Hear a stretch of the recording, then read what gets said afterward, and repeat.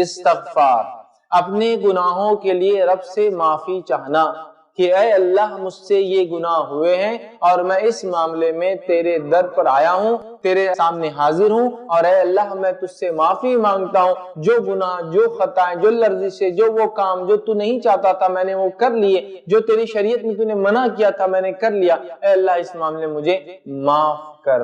استغفار، استغفار یاد رکھیے یہ پہلی چیز ہے، پہلا سبب ہے جس کے تھرو، جس کی وجہ سے ہم اپنے گناہوں کو معاف کروا سکتے ہیں۔ نبی اکرم صلی اللہ علیہ وسلم کے تعلق سے آتا ہے، حالانکہ آپ گناہ نہیں کرتے تھے لیکن امت کو آپ ٹریننگ دے رہے تھے، امت کے لیے چونکہ آپ نمونہ تھے، آپ کے تعلق سے آتا ہے آپ ہر روز دن میں 70 یا 100 مرتبہ توبہ اور استغفار کرتے، اپنے گناہوں کی معافی چاہتے، حالانکہ آپ گناہ نہیں کرتے تھے۔ امت کو درخت ٹریننگ تھی کہ اگر امت کا لیڈر جو نمونہ ہے وہ اگر دن میں امتیوں 70 سے 100 مرتبہ استغفار کرتا ہے تو تمہیں کیا ہوا، حالانکہ ہم تو گناہ کرتے، پھر ہم کیوں نہیں کرتے؟ تو یہ ٹریننگ تھی، ایک طرح سے بتایا جا رہا تھا کہ جب نبی کرتے ہیں تو تمہیں بھی کرنا ہے۔ تو استغفار ہمیں کثرت سے کرنا ہے، اس لیے کہ یہ انبیاءوں کا عمل تھا، اور استغفار اور توبہ انبیاء علیہ السلام بغیر گناہ کے اس لیے کرتے ہیں، اس لیے کہ یہ عبادت ہے۔ نیک لوگ، محسنین کی یہ خصوصیت ہے کہ وہ بغیر گناہ کے بھی رب سے معافی مانگتے، بغیر گناہ کے بھی معافی مانگتے، اور اسی کا جو ہے نمونہ نبی اکرم صلی اللہ علیہ وسلم زندگی ہے کہ آپ خطائیں گناہ نہیں کرتے اس کے بعد بھی معافی مانگتے۔ تو لہٰذا ہمارے لیے بھی بڑی اہم چیز ہے، اور استغفار جو ہے کسی بھی وقت کیا جا سکتا ہے، الحمدللہ کسی بھی وقت، کسی بھی گھڑی، کسی بھی پیر، کسی بھی دن، کسی بھی رات، کسی بھی حالت میں، کسی بھی کیفیت میں کیا جا سکتا ہے۔ بلکہ انبیاء علیہ السلام کی زندگی سے ہمیں ملتا ہے جب ان سے کوئی غلطی ہو جاتی، تھوڑی سی چوک ہو جاتی، جیسا یونس علیہ السلام، اللہ رب العزت نے قوم کو عذاب دیں گا، یہ بات کا آپ کو اندیشہ ہوا کہ قوم نے ایمان نہیں لائی تو اب عذاب آئیں گا، آپ بغیر قوم کو بولے، مطلب اللہ کا حکم آئے بغیر نکل کے بستی سے، اللہ تعالیٰ نے گرفت کر لی کہ ابھی تو ہم نے حکم نہیں دیا، آپ بستی سے نکل گئے، اور آپ نکل گئے اور قوم نے توبہ کر لی پیچھے، تو وہ کشتی جس میں آپ سوار ہو کے جا رہے تھے قوم سے دور، وہ غرق ہو گئی، اور ایک بڑی مچھلی نے آ کے آپ کو نگل لیا۔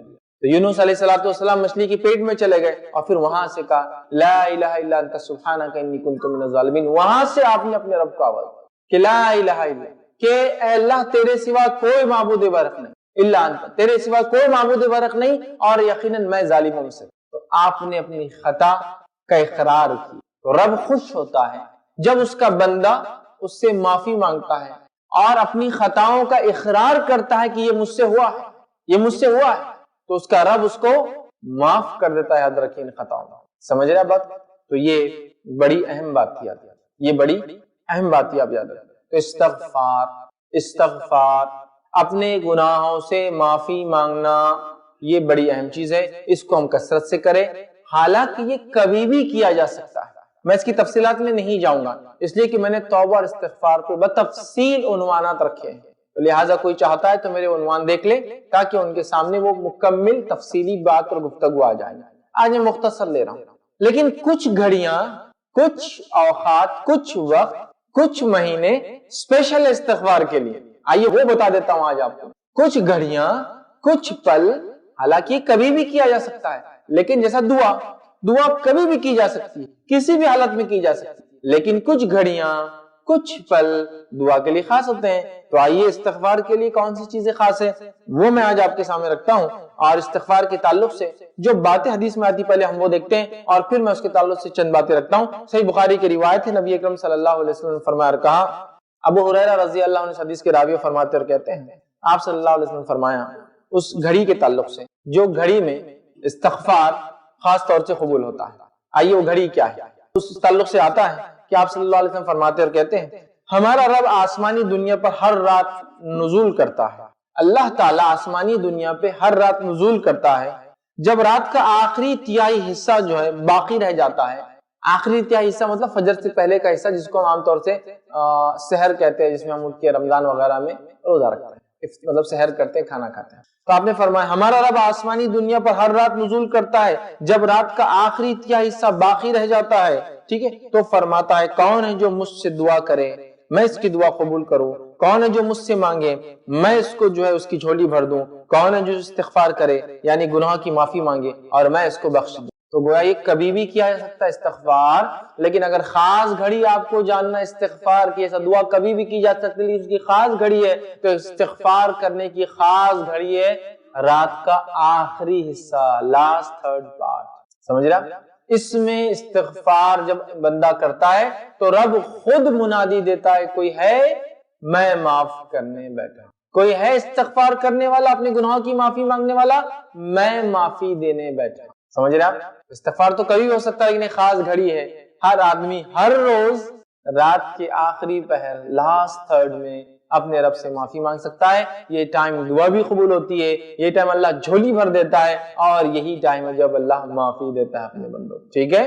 تو اس وقت اٹھ کے تہجد جس سے کہتے ہیں، نبی اکرم صلی اللہ علیہ وسلم اس کو ہمیشہ پڑھتے تھے، وہ وقت ضرور اٹھ کر ہم اللہ سے دعائیں کریں، ٹھیک؟ اسی طرح جو ہے سورہ آل عمران سورہ نمبر 3 آیت نمبر 135 میں اللہ فرماتا اور کہتا ہے مومنوں کے تعلق سے، اور کہتا ہے والذین اذا فعلوا فاحشۃ او ظلموا انفسهم ذکروا اللہ فاستغفروا لذنوبهم ومن یغفر الذنوب الا اللہ ولم یصروا علی ما فعلوا وهم یعلمون۔ اللہ فرماتا اور کہتا ہے جب ان سے کوئی فاحش کام ہو جاتا ہے، مومنوں کی صفت بتا رہا ہے، جب ان سے کوئی فاحش کام ہو جاتا ہے یا وہ اپنی نفس پر ظلم کر بیٹھتے ہیں، تو اللہ فرماتا ہے مومنوں کی صفت یہ، تو اپنے وہ گناہوں کے لیے جو ہے ظلم کر بیٹھتے ہیں تو انہیں اللہ یاد آ جاتا ہے، وہ اللہ کا ذکر کرتے ہیں اور استغفار کرتے ہیں، اور اللہ کے سوا گناہ کون بخش سکتا ہے، وہ جانتے بوجھتے گناہوں پر اصرار نہیں کرتے۔ تو مومنوں کی صفت کیا ہے؟ جانتے بوجھتے گناہوں پر اڑ نہیں جاتے، گناہ ہوتے اللہ کا ذکر کرتے، اللہ کو یاد کرتے اور اپنے گناہوں کا استغفار کرتے ہیں، تو یہ مومنوں کی صفت ہے۔ اسی طرح جو ہے استغفار کے لیے خاص مہینہ بھی ہے، حالانکہ کبھی بھی کیا جا سکتا ہے۔ وہ کون سا مہینہ ہے؟ رمضان، اس لیے کہ نبی اکرم صلی اللہ علیہ وسلم حدیث میں کیا فرمایا؟ ابن خزیمہ کی روایت ہے لعنت و ہلاکت و بربادی اس شخص کے لیے جو رمضان جیسا مہینہ پائے اور اس مہینے میں اپنی مغفرت نہ کرا سکے۔ تو پتا چلا رمضان کا مہینہ اسپیشل سیزن ہے، اسپیشل آفر ہے استغفار کے لیے کہ ہم کثرت سے اپنے رب سے توبہ کر لے اور استغفار کر لے اور اپنے گناہوں کی معافی کر لے، اور جو ایسا نہ کر سکے اس پر لعنت ہے، لعنت ہے شخص پر جو رمضان کا مہینہ پا کر اپنے گناہوں کی معافی نہ منگوا لے۔ کتنی زبردست بات کہی گئی ہے نا؟ تو گویا ایک وقت بھی گھڑی بھی ہے، ایک مہینہ بھی خاص ہے اس کے لیے۔ افسوس کی بات ہے رمضان ہماری زندگی میں آتا اور چلا جاتا ہے، ہم اس کو یوں ہی ایزی لے لیتے ہیں۔ اسی طرح جو ہے معافی کے لیے، استغفار کے لیے ایک خاص رات بھی یاد رکھیں جس میں اللہ تعالیٰ بالخصوص توبہ اور استغفار کو قبول کرتا ہے۔ وہ کون سی رات ہے؟ رمضان کے اندر آنے والی شب قدر جس کو ہم کہتے ہیں، یہ رمضان کے آخری عشرے کی طاق راتوں میں سے کوئی ایک رات ہے، کوئی ایک فکس ایک رات نہیں ہے، آخری عشرے کی طاق راتوں میں سے کوئی ایک رات ہے۔ اس میں بھی جب ہم معافی مانگتے اپنے گناہوں سے، رب العزت ہم کو اس معاملے میں معاف کرتا ہے، یاد رکھیے۔ اور آئیے حدیث کے الفاظ کیا ہے؟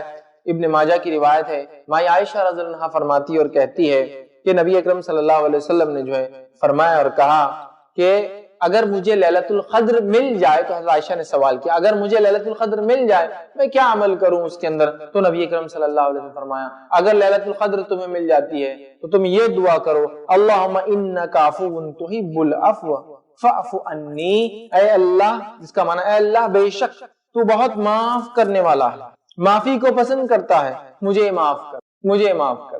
تو گویا استغفار کی خاص رات بھی ہے، خاص مہینہ بھی ہے، دن کی ایک خاص گھڑی بھی ہے، لیکن عمومی طور سے استغفار کبھی بھی کہیں بھی کسی بھی حالت میں کیا جا سکتا ہے۔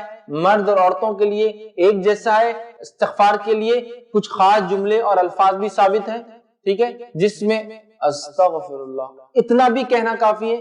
نبی اکرم صلی اللہ علیہ وسلم نماز پڑھتے فرض سلام پھیرتے، سلام پھیرتے ایک بار کہتے اللہ اکبر اور 3 مرتبہ کہتے استغفر اللہ استغفر اللہ استغفر، یہ ہے نا؟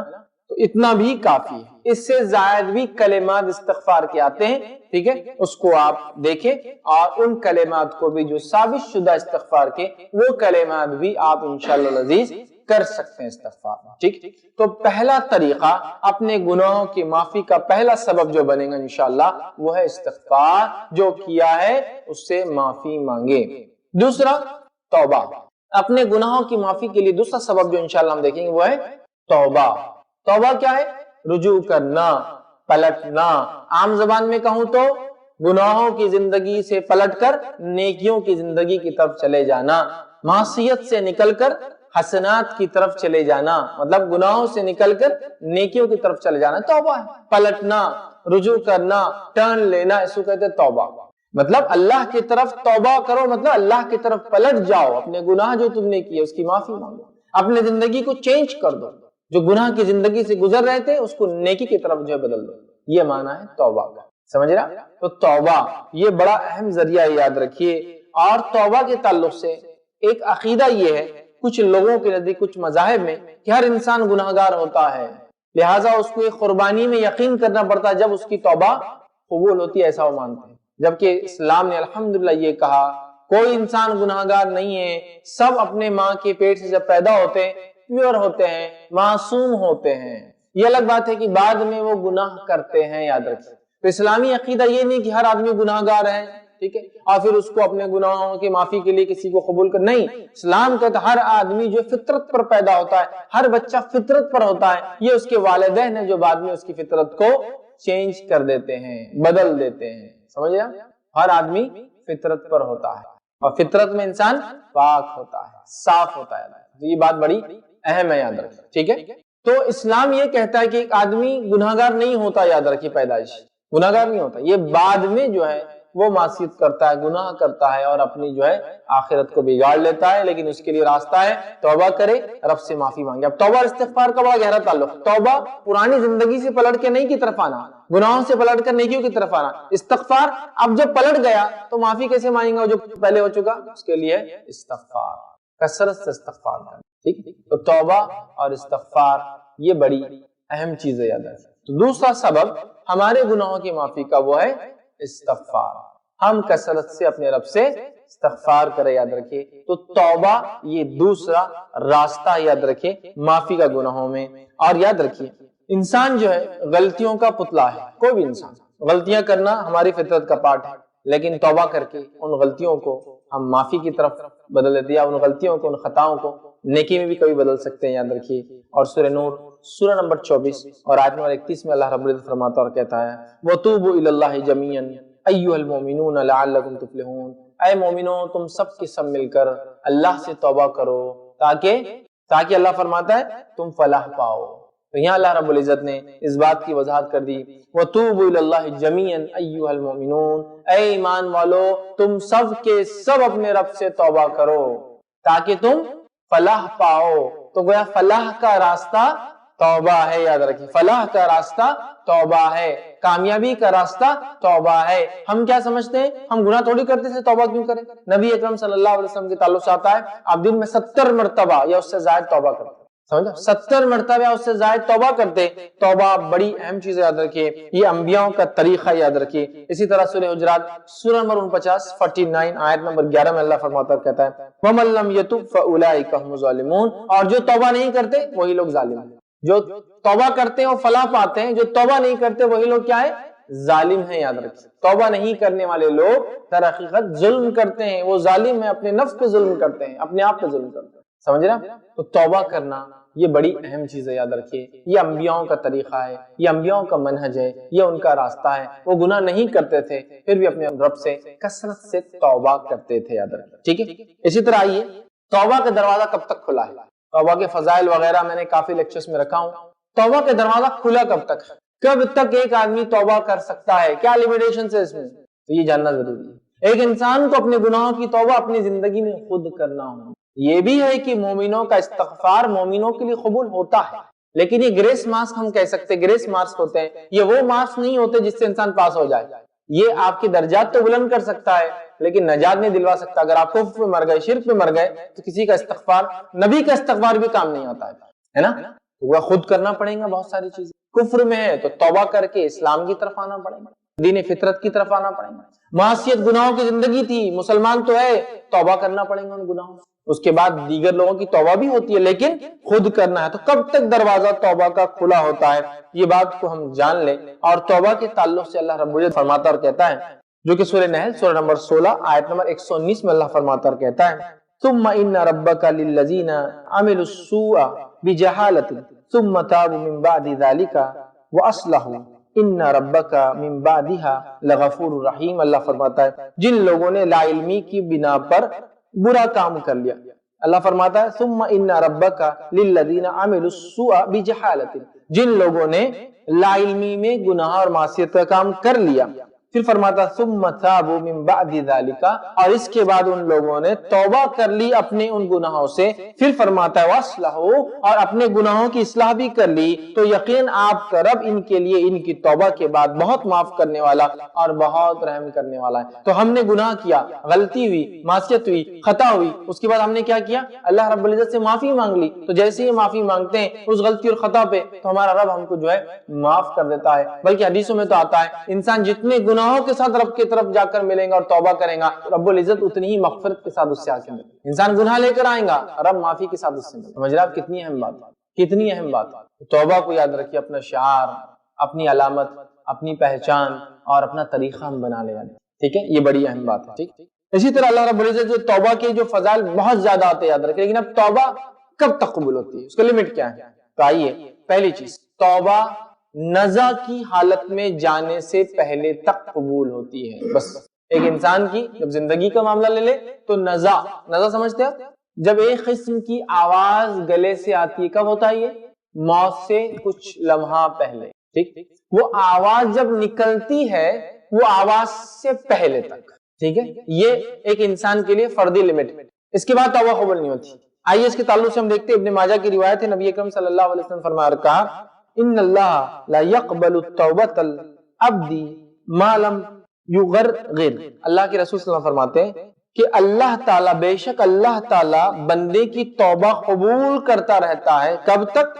اس وقت تک جب تک کہ غرغرہ ایک موت سے پہلے آواز آتی ہے، وہ آواز جب تک نہیں نکلتی تب تک معاف کرتا ہے۔ تو انڈیویجولی دیکھا جائے تو اپنی زندگی کے خاتمے سے پہلے تک ہم توبہ کر سکتے ہیں۔ ویسے تو روز کرنا چاہیے، لیکن نہ بھی نصیب ہو تو موت سے پہلے، وہ آواز آنے سے پہلے، جبکہ جان پیروں سے نکل جاتی ہے، جان ہے نا، پیر رگڑتا انسان، نکلتی ہے، آخر آواز آتی ہے، نکل جاتی ہے، اور آنکھیں اس کو پیچھا کرنا شروع کر دیتی۔ اس لیے آپ صلی اللہ علیہ وسلم نے فرمایا جب کوئی انتقال کر جاتا ہے اس کی آنکھیں بند کر دینی چاہیے، اس لیے کہ اس کی نظریں اس کا پیچھا کرتی ہیں۔ اس آواز تک توبہ ہے، معافی ہے، ٹھیک۔ اسی طرح دوسرا، یہ تو ایک فرد کا ہو گیا، دوسرا، سورج جب تک جو ہے اپنی سمت سے الٹا نہ نکل جائے، مشرق سے نکلتا ہے مغرب میں ڈوب جاتا ہے، ٹھیک۔ جب مغرب سے نکلیں گا اور مشرق میں ڈوب جائیں گا، الٹا ہو جائیں گا، وہ کب ہوں گا؟ قیامت سے پہلے، تب پھر توبہ قبول نہیں ہوں گی، یاد رکھیے۔ صحیح مسلم کی روایت ہے، نبی اکرم صلی اللہ علیہ وسلم فرما کہا جو شخص توبہ کر لے اس سے پہلے کہ سورج اپنے غروب سے طلوع ہو جائے، مغرب سے نکل جائے، تو اللہ اس کی توبہ قبول کر لیتا ہے۔ انڈیویجول لیول پر موت تک، قومی لیول پر یا پوری ہیومینٹی لیول پر، وہ آخرت سے پہلے، مطلب قیامت کی بڑی علامت آنے سے پہلے تک توبہ قبول ہوتی، یاد رکھیے۔ اسی طرح جو شخص بدعت کرتا ہے اس کی توبہ قبول نہیں ہوتی۔ بدعت سمجھتے ہیں آپ؟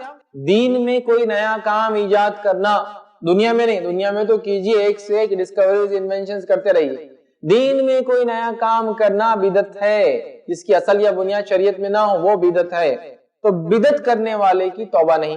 صحیح ترغیب و ترہیب کی جو ہے روایت ہے، نبی اکرم صلی اللہ علیہ وسلم فرمایا اور کہا یقین اللہ نے ہر بدعتی سے توبہ چھپا دیا ہے، یقین اللہ تعالیٰ نے ہر بدعتی سے توبہ چھپا دیا ہے، جب تک وہ اپنی بدعت کو چھوڑ نہ دے، جب تک اپنی بدعت کو چھوڑ نہ دے۔ تو جو لوگ دین میں بدعت کرتے ہیں، توبہ کا دروازہ اپنی نفس پہ خود بند کر لیتے ہیں، کلوز کر لیتے ہیں۔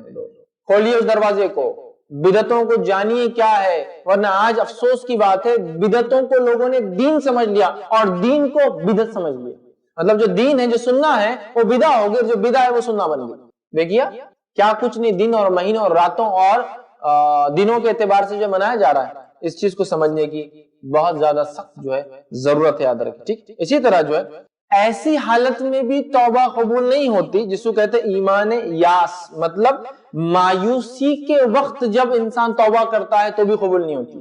یہ کون سی کیفیت ہے؟ مایوسی کے وقت توبہ کرنے سے قبول نہیں ہوتی۔ یہ وہ کیفیت ہے جس کو اگر آپ کو سمجھنا ہے تو آپ فرعون کو دیکھیے، جس کے تعلق سے قرآن نے فرمایا، اور اللہ فرماتا سورہ یونس سورہ نمبر 10 آیت نمبر 91 میں اللہ نے ایک اور فرمایا الآن وقد عصیت قبل وکنت من المفسدین۔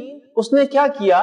جب ڈوبنے لگا تو پھر کہا اب میں لاتا ہوں ایمان، الان اب میں لاتا ہوں ایمان۔ اب تو اللہ فرماتا وقت گزر چکا، اس سے پہلے تو نے نافرمانیاں کی اور دنیا میں بڑا فساد مچایا۔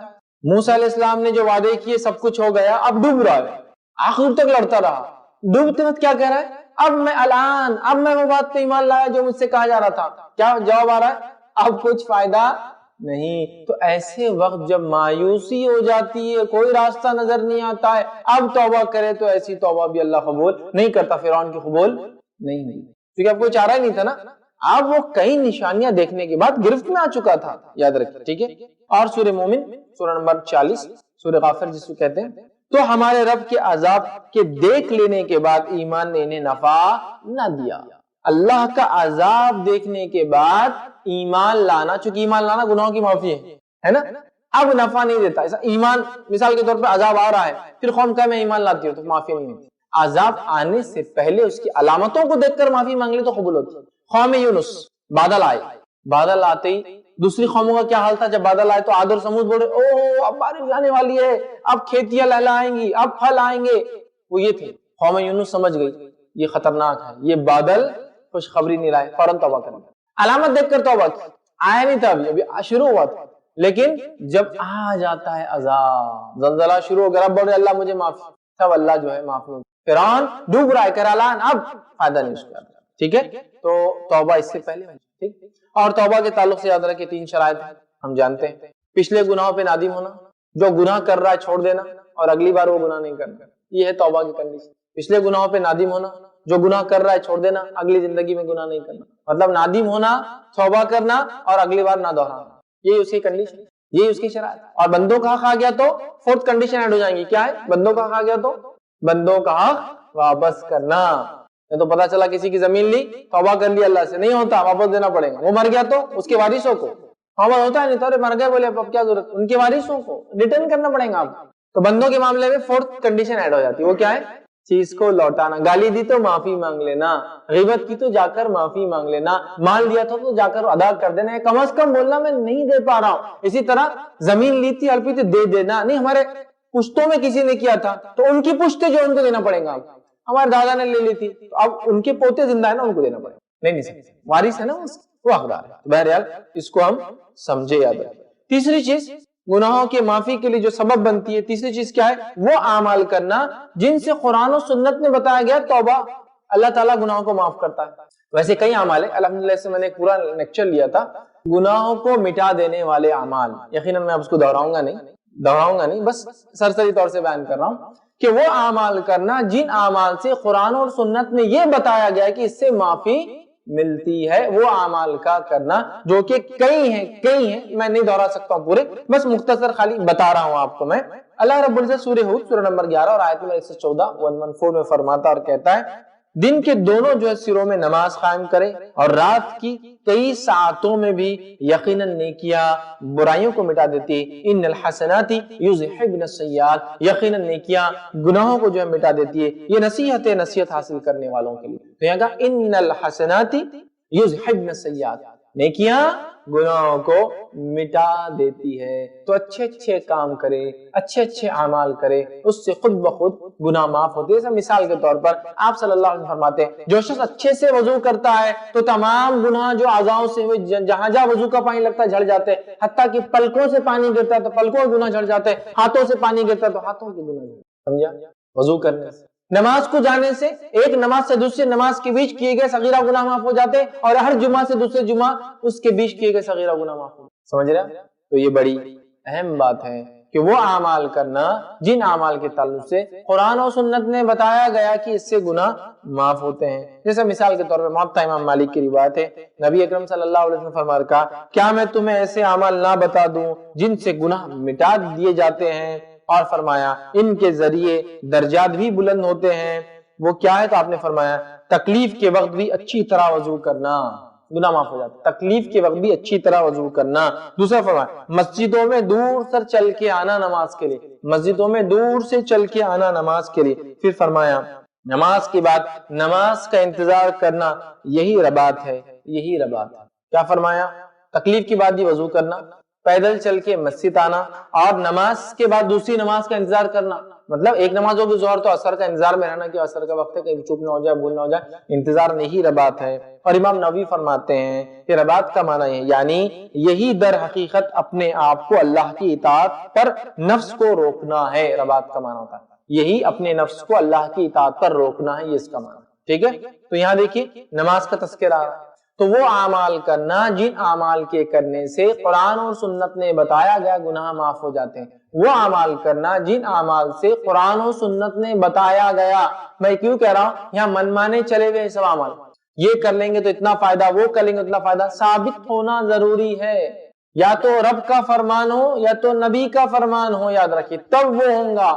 ہم نہیں بول سکتے کس اعمال سے کیا ہو سکتا ہے، اپنی عقل نہیں لڑا سکتے، اپنی طرف سے ایجاد نہیں کر سکتے، یہ گناہ کبیرہ سنگین جرم ہوگا، یاد رکھیے، سمجھ رہے ہیں بات کو؟ لہٰذا ہم جو ہے وہ اعمال کرے جس سے قرآن اور سنت نے بتایا گیا گناہ معاف ہوتے ہیں۔ چوتھی چیز مشکلات، ٹھیک ہے، یا جس کو کہیں گے اور مشکلات، تکلیفیں، مصائب، یہ چوتھا وہ ریزن ہے، وجہ ہے جن سے ہمارے گناہ معاف ہوتے ہیں، یہ چوتھا سبب ہے جن سے گناہ معاف ہوتے ہیں، ٹھیک ہے۔ مشکلات، مصائب، تکلیفیں جو آتی ہیں انسان کو، وہ انسان کے گناہ معاف کروا دیتی ہے۔ صحیح مسلم کی روایت ہے، نبی اکرم صلی اللہ علیہ وسلم نے فرمایا اور کہا، حدیث کے الفاظ ہے، کسی مومن کو کوئی کانٹا چبھ جائے یا اس سے بڑی کوئی تکلیف جو ہے پہنچے تو اللہ اس کی وجہ سے اس کے درجات بلند کر دیتا ہے، اس کی وجہ سے اس کے گناہ معاف کر دیتا ہے۔ درجات بلند، گناہ معاف، اور گناہ معاف ہونے سے درجات خود بخود بلند ہوتے ہیں۔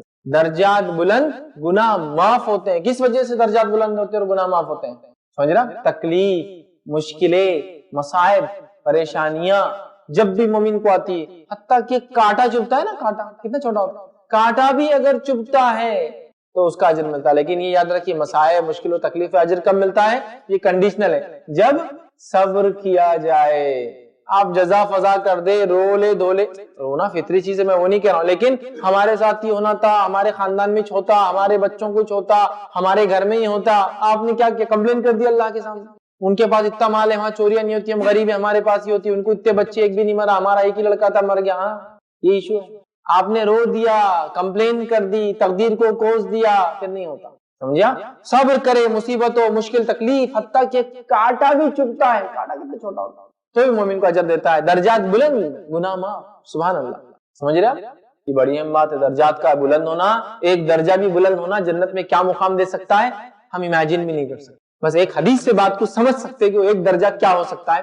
حدیث میں الفاظ ہے، ابن آدم کو جنت میں جانے کے بعد کوئی افسوس نہیں ہوگا سوائے ایک افسوس کے، جنت میں بھی ایک افسوس ہے، سبحان اللہ، ایک افسوس ہے۔ ابن آدم کو کوئی افسوس نہیں ہوگا جنت میں جانے کے بعد سوائے ایک افسوس کے، جب جنت میں جا کے جنتیوں کے درجات بلند بلند دیکھیں گا تو کہیں گا ہائے افسوس، دنیا میں وہ وقت جو ضائع کیا تھا، اللہ کا ذکر کر کے آتا تو شاید ایک درجہ بلند ہوتا۔ تو جنتی بھی ایک ہی چیز پر افسوس کریں گے، وہ ہے وقت کے ضائع کرنے، اور وہ کیوں کریں گے؟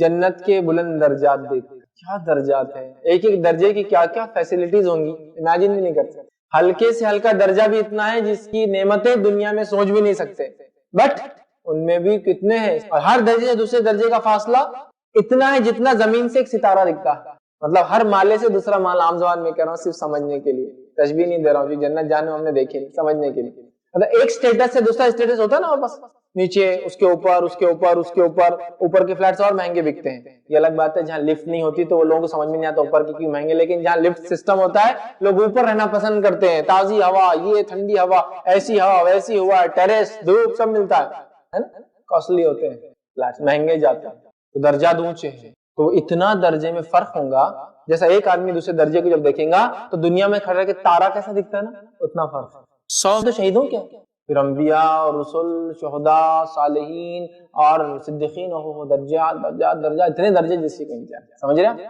تکلیف، مصیبتیں، پریشانیاں آتی ہیں، صبر کیجیے، اور گناہوں کی معافی کا ذریعہ بنتی ہے۔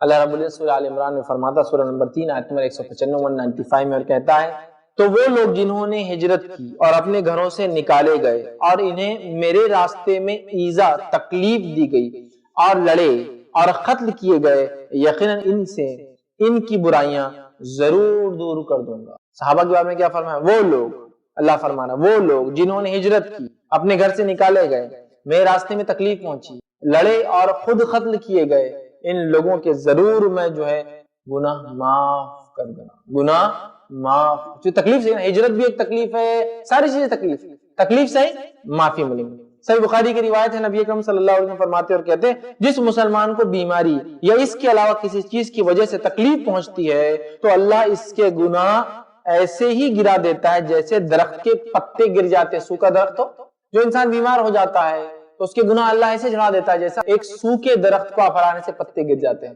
تو بیماری بھی مومن کو فائدہ دیتی کب؟ جب وہ صبر کرے، جزا فضا نہیں، صبر کرے.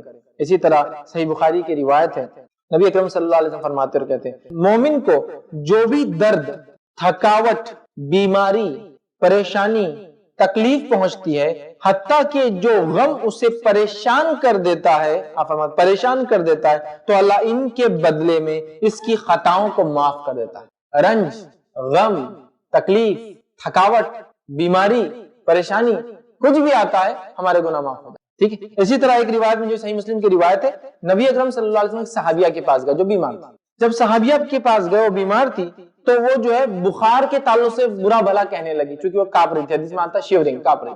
تو آپ صلی اللہ علیہ وسلم فرمایا تم کانپ رہی ہو، کیا بات ہے؟ تو کہا اللہ کے رسول دیکھیے نا، یہ بخار نے مجھے جو ہے ایسا کر دیا. تو آپ صلی اللہ علیہ وسلم فرمایا کہا بخار کو برا مت کہو، اس لیے کہ اس سے تو تمہارے گناہ معاف ہوتے ہیں، لیکن اس کا ہرگز مطلب نہیں بخار آنے کی دعا کرنی چاہیے. ایک صحابی نے دعا کر لی تھی. حدیث میں آتا ہے ایک صحابی تھے بہت بیمار ہو گئے، نبی اکرم صلی اللہ علیہ وسلم پہنچے، کہا کیا بات ہے، کیا ہوا؟ تو کہا اللہ کے رسول صلی اللہ علیہ وسلم میں نے دعا کی اللہ جو بھی میں نے گناہ کیے دنیا میں میری جھڑتی لے لے، آخرت کے لیے کچھ نہ. تو کہا ایسا کیوں کیا تم نے، اسی وجہ سے بیمار ہو، ایسا کیوں کہا تم نے؟ تم یہ کہتے ربنا آتنا فی الدنیا حسنۃ وفی الآخرۃ حسنۃ وقنا عذاب النار، اے اللہ میرے لیے دنیا بہتر کر اور میری آخرت بہتر کر، اور دنیا بہتر کر اور آخرت بہتر کر اور مجھے آنکھ کے عذاب سے. ربنا آتنا فی الدنیا حسنۃ وفی الآخرۃ حسنۃ. کہا ایسا کیوں کہا کہ دنیا میں دے دے؟ تو مانگنا نہیں چاہیے، لیکن آ جائے تو اس سے برا بھلا نہیں کہنا چاہیے، علاج بھی کرنا چاہیے چونکہ علاج کرنا سنت ہے اس کا، لیکن جب آتا ہے تو گناہوں کی معافی ہوتی ہے. اور آپ نے فرمایا بخار کو برا مت کہو، یہ گناہوں کی ایسی معافی کرا دیتا ہے، ایسے گناہوں کو انسان سے دور کرتا ہے جیسے بھٹی لوہے سے میل کچیل کو، اس کے جس کو کہیں گے برائی کو. جب لوہا زمین سے نکلتا ہے اس میں اور بھی چیزیں ہوتی ہیں، جب اسے گرم کیا جاتا ہے تو مٹی وغیرہ نکل جاتی ہے، لوہا الگ نکلتا ہے. جس طرح سے لوہے کو آگ پاک صاف کر دیتی ہے، اسی طرح سے انسان جب جو ہے بخار آتا ہے تو گناہ اس کے جھڑ جاتے ہیں. ٹھیک. اسی طرح جامع ترمذی کی روایت ہے، نبی اکرم صلی اللہ علیہ وسلم نے کہا مومن مرد اور عورت اپنے نفس، اولاد اور مال کی آزمائش میں مبتلا رہتا ہے. مومن مرد اور عورت مبتلا رہتا ہے کس میں؟ اپنی نفس، اولاد اور مال کی آزمائش میں مبتلا رہتا ہے، یہاں تک کہ جب وہ اس حال میں اللہ سے ملیں گا کہ اس پہ کوئی گناہ باقی نہیں رہے. مومن مرد اور عورتیں اپنی جان، مال اور اولاد میں مشقت، مشکلیں، تکلیف، مصیبت، پریشانیاں، بیماریاں آتی رہتی. جب رب کے پاس جاتا ہے اس پہ کوئی گناہ باقی نہیں رہتا. کیوں؟ یہ تکلیفوں کے سب معاف، سب معاف، سب معاف. سمجھ رہے؟ سب معاف کر دیا جاتا ہے ان تکلیفوں کی وجہ سے. آپ سمجھیے اس بات، آپ سمجھیے اس بات، بڑی اہم چیز ہے. تو ہم مشقتیں، مشکلیں، تکلیفیں، مصائب آئے صبر کریں، انشاءاللہ بدلہ. پانچواں عمل جس کے کرنے سے انشاءاللہ ہمارے گناہ معاف کر دیے جاتے ہیں، پانچواں سبب جو ہے گناہوں کی معافی کا، وہ یہ غلطی پر شرمندگی کا اظہار کرنا. ہمارے پاس تو گناہ کے شرمندگی بھی نہیں، احساس بھی نہیں کہ گناہ ہے. سب سے ریئل ایشو تو یہ ہے کہ گناہ ہے، احساس بھی نہیں ہے. شرمندگی ہونا خود گناہ کی معافی کا ایک سبب ہے، ریزن ہے. معلوم آپ کو؟ آئیے اس کے لیے ایک واقعہ دیکھتے ہیں. اور واقعہ ہے موسیٰ علیہ السلام کا، اس بات کو سمجھنے کے لیے کہ نادم ہونا کتنا اہم ہے. ہم لوگ اکثر نادم نہیں ہوتے بلکہ اور ڈر جاتے ہیں، ہاں یہ کیا کرتے ہیں. نادم ہونا کتنا اہم چیز ہے. سنیے سورہ قصص سورہ نمبر 28 آیت نمبر 15. اللہ رب العزت فرماتا ہے، کہتا ہے اور موسیٰ علیہ السلام ایسے وقت شہر میں آئے جبکہ شہر کے لوگ غفلت میں تھے. مطلب دوپہر کا وقت، سب دھوپ ہوتی تھی مصر میں، لوگ گھروں میں رہتے تھے، سوتے آرام کرتے تھے. اس وقت شہر میں داخل ہوئے جب لوگ غفلت میں تھے. یہاں دو آدمیوں میں لڑتے ہوئے پایا. دو آدمی لڑ رہے تھے، ایک تو ان کے ساتھیوں میں سے تھا اور ایک ان میں سے تھا جو ان کے دشمنوں میں سے تھا. مطلب ایک بنی اسرائیل سے تھا اور ایک خبتی جو مصری تھے جو قتل کر دیتے تھے بنی اسرائیل کے بچوں کو، دشمن تھے، دشمنوں میں سے تھا. ٹھیک. تو موسیٰ علیہ السلام کے رفیق، مطلب وہ جو قومی انسان تھا، وہ جو بنی اسرائیل کا انسان، رفیق نے دشمن کے خلاف ان سے فریاد کی کہ یہ مجھے مار رہا ہے، میری آپ حفاظت کریے. تو موسیٰ نے اسے مکہ مار دیا. موسیٰ علیہ السلام بیچ میں گئے، چھڑانے لگے، لیکن وہ جو خبتی تھا وہ سر چڑھاوا تھا. اور یہ بیچارہ بنی اسرائیلی تو غلام تھا، مار رہا. موسیٰ علیہ السلام نے پش کرنا چاہا اور وہ لگ گیا پنچ، مکہ لگ گیا. تو اللہ نے فرمایا تو موسیٰ نے جو اسے مکہ مارا جس سے وہ مر گیا، جگہ پہ اس کی ڈیتھ ہے. ایکسیڈنٹل ڈیتھ، ان انٹینشنل ایکسیڈنٹل ڈیتھ، نہ چاہتے ہوئے بھی ہو گیا، مکہ مارا. اور انبیاء علیہ الصلوۃ والسلام یاد رکھیے جسمانی اعتبار سے بہت قوی، مکمل اور طاقتور انسان ہے. طاقتور نبی اکرم صلی اللہ علیہ وسلم کو ایک بار دیکھا گیا اتنا شدید بخار، اتنا شدید کہ جتنا 2 آدمیوں کا آتا ہے. تو آپ صلی اللہ علیہ وسلم نے فرمایا مجھے 2 آدمیوں کے برابر بخار آتا ہے. تو کہا اجر اور ثواب؟ تو کہا 2 کے برابر ہی ملتا ہے، 2. اور قیامت کے اعتبار سے ہر آدمی 100 کے برابر ہو جائے گا. تو اس طرح نبی اکرم صلی اللہ علیہ وسلم کی طاقت 200 آدمیوں کے برابر ہو جاتی ہے. سمجھ آپ؟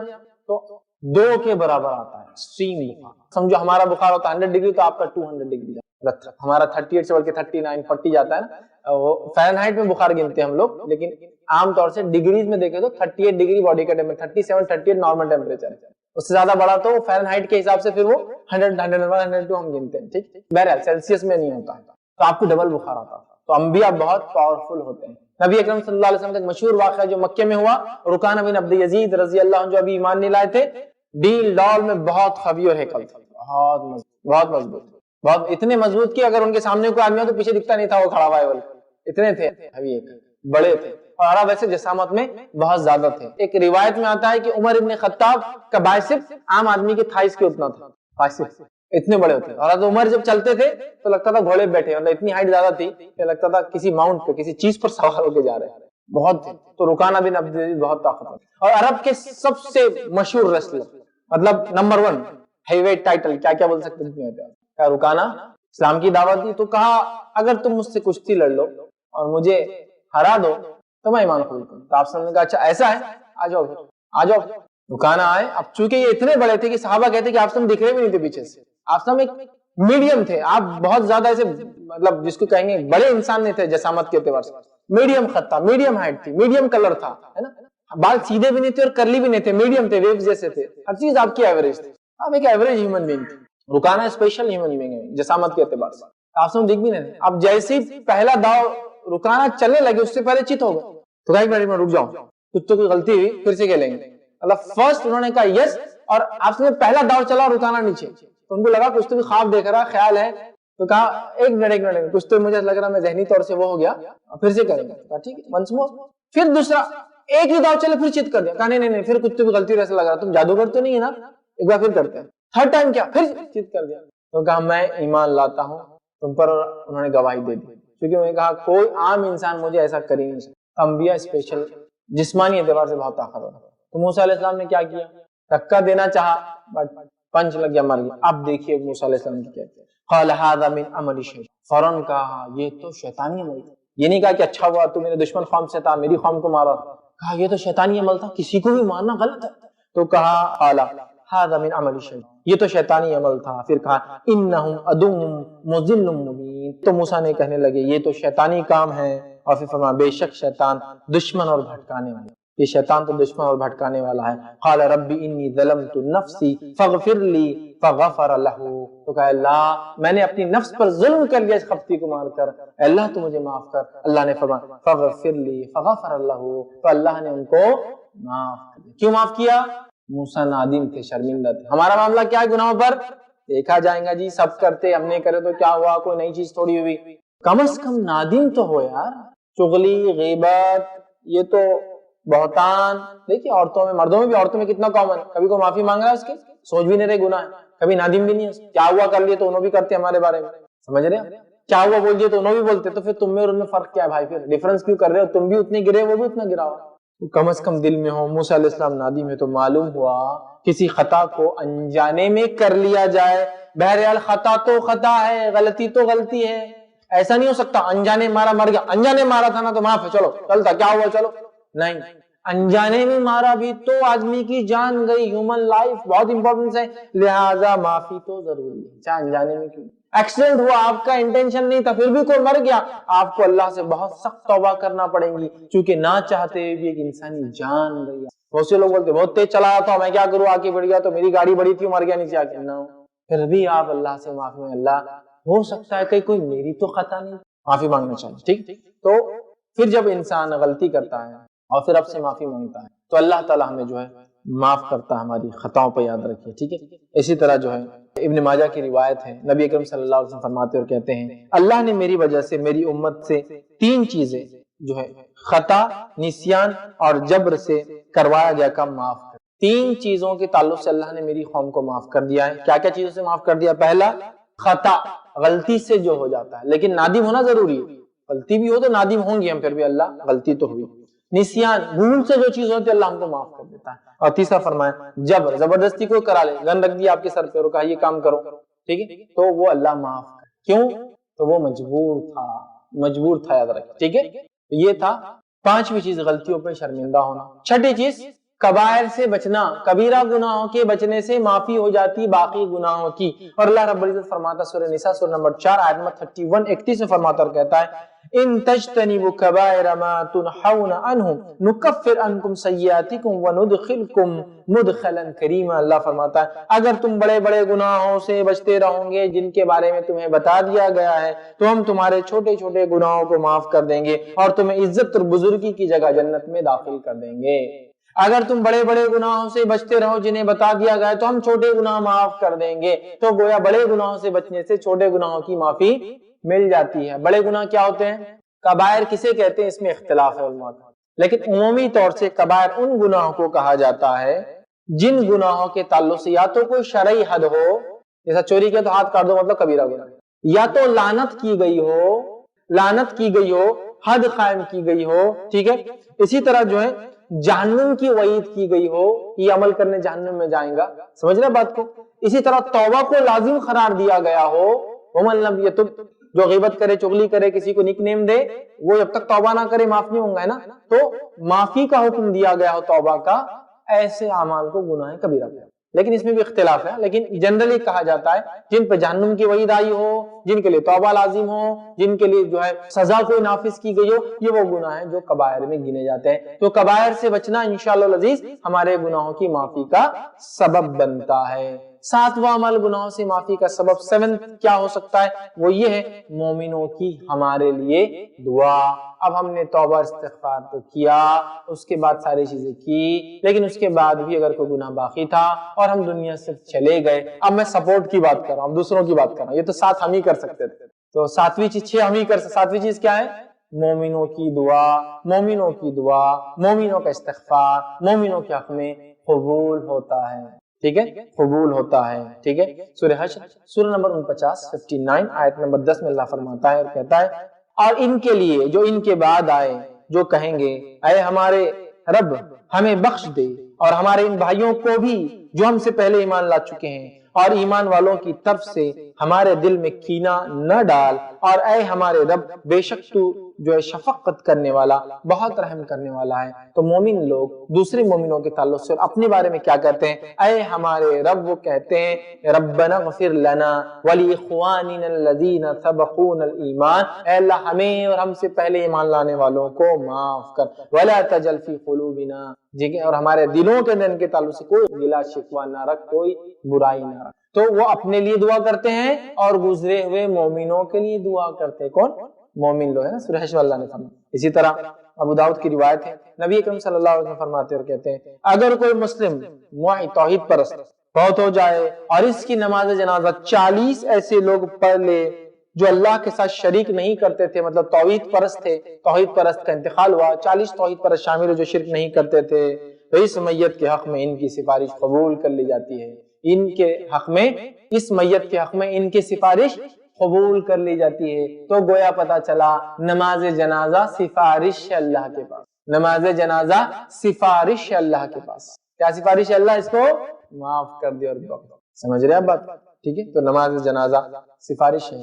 جب 40 لوگ نماز جنازہ کس کی پڑھ لیتے ہیں تو اللہ اس سفارش کو قبول کرتا ہے، توحید پرست ہوتا ہے۔ اسی طرح جو مشرکین کے لیے استغفار کرنا جائز نہیں، مومنوں کے لیے آپ کر سکتے ہیں، اللہ میرے والد کو، والدین کو، دادا کو، پردادا کو، ہمارے خاندان والوں کو، مومنوں کو جو زندہ اور مردہ ان کی مغفرت کر، ان کے گناہ معاف کر، اس طرح سے آپ دعا کر سکتے ہیں۔ مرنے کے بعد حدیث میں آتا خبر میں دفنانے کے بعد منکر نکیر سوالات کرنے آتے، تو اپنے بھائی کے سوال و جواب میں آسانی کے لیے دعا کرو، آپ صلی اللہ علیہ وسلم خبر میں دفنانے کے بعد دعا کرو۔ تو اس سے پتہ چلا مومنوں کی دعا مومنوں کے حق میں قبول ہوتی ہے، ٹھیک ہے، لیکن مشرکین کے لیے استغفار جائز نہیں ہے، ٹھیک ہے، سورہ توبہ سورہ نمبر 9 آیت نمبر 113 میں اللہ نے فرما رکھا ہے نبی کو اور دوسرے مسلمانوں کو جائز نہیں کہ مشرک یا شرک کرنے والوں کے لیے اللہ سے مغفرت کی دعا مانگے. مطلب جو شرک میں مر جائے ان کے لیے بات ہو رہی ہے، جو توبہ کر لے وہ ایک الگ ہے، مر جائے ان کے لیے دعا ایک مومن نہیں مانگ سکتا، اگرچہ وہ رشتہ دار ہی کیوں نہ ہو، چاہے وہ رشتہ دار کیوں نہ ہو، معافی نہیں ہوں گی اس امر کے ظاہر ہونے کے بعد کہ وہ جہنمی ہے. جب وہ مرے ہی کفر پر اور شرک پر تو پھر ظاہر ہے کہ وہ جہنمی ہے، ان کے لیے دعائے مغفرت قبول نہیں کی جاتی ہے. ٹھیک ہے، 8واں پوائنٹ ہمارے گناہوں کی مغفرت کے لیے جو وجہ بن سکتا ہے وہ یہ میت کے لیے کیے گئے اعمال. اب یہ تو تھا ایک مر گیا میں، مرنے کے بعد لوگ دعائیں کر رہے ہیں، اب میت کے لیے کیے گئے اعمال بھی میت کو فائدہ دیتے ہیں، مغفرت کا ذریعہ بن سکتے ہیں. صحیح مسلم کی روایت ہے، نبی اکرم صلی اللہ علیہ وسلم فرمان کہا جب انسان مر جاتا ہے تو اس کے اعمال اس سے منقطع ہو جاتے ہیں، کٹ کر دیے جاتے ہیں، ختم کر دیے جاتے ہیں، مگر 3 چیزیں ایسی ہیں کہ موت کے بعد بھی انسان کو فائدہ پہنچتا ہے. پہلا صدقہ جاریہ، دوسرا نفع بخش علم، اور تیسرا وہ اولاد، نیک اولاد جو اس کے لیے دعا کرے. 3 چیزوں کا معاملہ چلتا رہتا ہے مرنے کے بعد بھی. کیا کیا چلتا رہتا ہے کہ صدقہ جاریہ، جو کوئی کام کر کے گیا جو ایسا جس سے ہیومینٹی یا کوئی بھی فائدہ اٹھا رہے ہیں اس کا اجر ملتے رہتا ہے. دوسرا ایسا علم جس سے لوگ نفع اٹھائے وہ بھی ملتا رہتا ہے. تیسرا نیک اولاد جو اس کے لیے دعا کرے. تو پتہ چلا بعد میں کار خیر جو کر کے گیا اس کا اجر ملتا ہے. تو اگر زندہ لوگ مردہ کے نام سے بھی کوئی کار خیر کرے تو بھی اجر ملے گا. حدیث میں آتا ہے ایک شخص آ کر اللہ کے رسول صلی اللہ علیہ وسلم میری والد کا ایک روایت میں والدہ کا انتقال ہوا ہے، کیا کروں؟ تو کہا کنواں کھدوا دو، چونکہ عرب میں پانی کی سخت ضرورت ہوتی ہے. کیا ثواب ملے؟ کہا. کسی نے ایک سوال کیا اللہ کے رسول میرے والدہ کا انتقال ہوا ہے تو اب میں کیا کروں؟ تو کہا تیرے والدہ زندہ ہوتے تو کیا کرتے؟ تو کہا صدقہ کرتے. تو کہا تو پورا کر دے، اس کا اجر نہیں ملے گا، ہے نا. اسی طرح آتا ہے کوئی میت نے اگر نظر کے روزے مانگے ہیں تو کوئی چاہے تو اس کے نظر کے روزے رکھ سکتا ہے، اس کا اجر نہیں مل جائے گا. تو کچھ ایسی عبادتیں ہیں جو مل جاتی ہے. اسی طرح عمرے اور حج کا اگر ارادہ ہو میت کا یا نہ بھی ہو تو انسان کا خواہش تو ہوتی ہے ہمیشہ دل میں، تو اگر کوئی اس کے وارث کر دے یا کوئی بھی مسلمان اس کے بدلے میں حج عمرہ کر دے اس کا بھی اجر انشاءاللہ اس کو ملے گا. لیکن ہر بدنی عبادت ٹرانسفریبل نہیں، یہ بات واضح ہونا ہے. بدنی عبادتوں میں جو میت کو ملتی ہے ٹرانسفر ہوتی ہے وہ وہی ملیں گی جو بتائی گئی ہے، اس کے علاوہ نہیں. ٹھیک ہے، تو لہٰذا آپ استغفار کیجئے، توبہ کیجئے، خرچ کیجئے، کچھ بھی خرچ پانی کے طور پہ، کوئی چیز بنانے کی شکل میں، کوئی لائبریری، کتاب گھر، اسکول، کالج، اسپتال، ہاسپٹل، مسجد، مدرسہ، یتیم کی کفالت، بیوہوں کے لیے کوئی مدد، غریبوں کو اناج دینا، اینی تھنگ کچھ بھی ہو سکتا ہے، انشاءاللہ اس کا اجر اس میں. اگر اس کے پیسوں سے کرے تو پھر تو اس کا ہی اجر ہے وہ، اور اس کے علاوہ کرے تو اس کا بھی انشاءاللہ اگر وارثین کریں گے یا دوسرے مسلمان تو انشاءاللہ ان کو اس کا اجر ضرور بھی ضرور انشاءاللہ ملیں گا. سورہ نجم سورہ نمبر 53 53 آیت نمبر جو ہے 38 39 اور 40 میں اللہ فرماتا ہے، 38 to 40 میں اللہ فرماتا ہے کوئی شخص کسی کا بوجھ نہیں اٹھائے گا، اور یہ کہ ہر انسان کے لیے وہی ہے جس کی اس نے کوشش کی، اور یہ کہ بے شک اس کی کوشش عنقریب دیکھی جائے گی. ملے گا تو وہی جو انسان نے کوشش کی ہے. لیکن کچھ ایسی چیزیں ہیں جو نبی نے بتا دی ایکسپشنل ہے، وہ بھی مل سکتی ہے، جس میں کون سی بدنی عبادت اور کون سی مالی عبادت کرنے سے، مالی خرچ کرنے سے، بدنی عبادت کرنے سے ملے گا وہ بتا دیا گیا ہے. اور ایصال ثواب، کیا کیا ایصال ہو سکتا ہے میت کو، اس کی تفصیلات دیکھنا تو میرا ایک تفصیلی عنوان ہے، ایصال ثواب حقیقت اور بدعت، اس کو آپ ضرور دیکھیں تو اس میں پتہ چلے. 9th پوائنٹ، 9واں سبب جس کی وجہ سے انشاءاللہ ہمارے گناہ معاف ہو سکتے ہیں وہ ہے شفاعت النبی، نبی اکرم صلی اللہ علیہ وسلم کی شفاعت.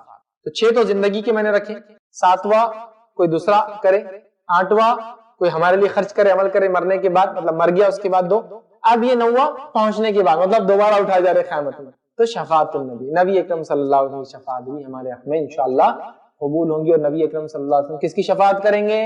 جو ان کے طریقے پر چل کر آیا. ان کے طریقے کی مخالفت کر کے آنے والے کیا نبی شفاعت کریں گے؟ ہرگز نہیں. اور نبی شفاعت کیوں کریں گے؟